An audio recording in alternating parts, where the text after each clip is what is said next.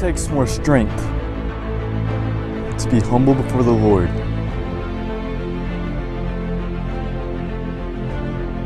than to stand on your own. But it's much more effective.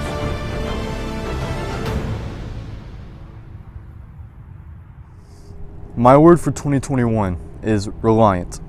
Often we try to chase what we see as good while God has in store what's best. I chose the word reliant because I often see myself and I often see something that I may perceive as good while God has in store something far greater and much more effective. An example I can think of this is last year, me and a friend were planning a area-wide event, and I was basically planning the event, carrying almost the entire process. And note the word I didn't really take it before the Lord. I just saw it as something that was good. And of course, if something seems good, then why not? Let's do it.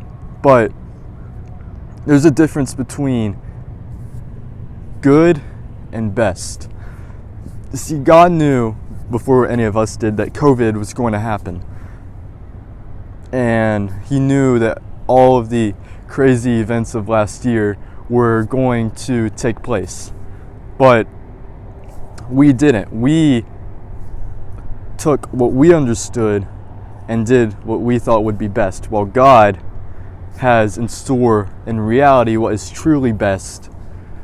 And through that we can learn and we can listen to Him by spending time in our Word and recording what He speaks to us. A verse I want to share with you guys is Proverbs 4:23. Or not 4:23. Oh darn it! Give me a sec. Is it 4:23? Yeah, it is 4:23. This version says, "Keep your heart with all diligence, for out of it spring the issues of life." Another version of this is New King James Version, by the way, is "Guard your heart, because out of it flows," I think it's something like, "out of it flows life."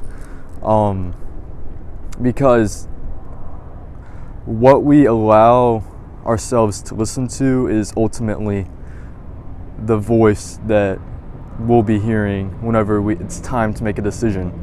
And if we focus on what God's saying rather than what we think is best, we're able to gain understanding. Another proverb is Proverbs 3:5, and I guess this verse makes much more sense, but trust in the Lord with all of your heart, and lean not on your own understanding. In all your ways acknowledge Him, and He shall direct your paths. By acknowledging Him, note the two verses, not just the one. By acknowledging Him, He will direct our paths, and He will give us understanding. He will show us what is best rather than what we think is just good.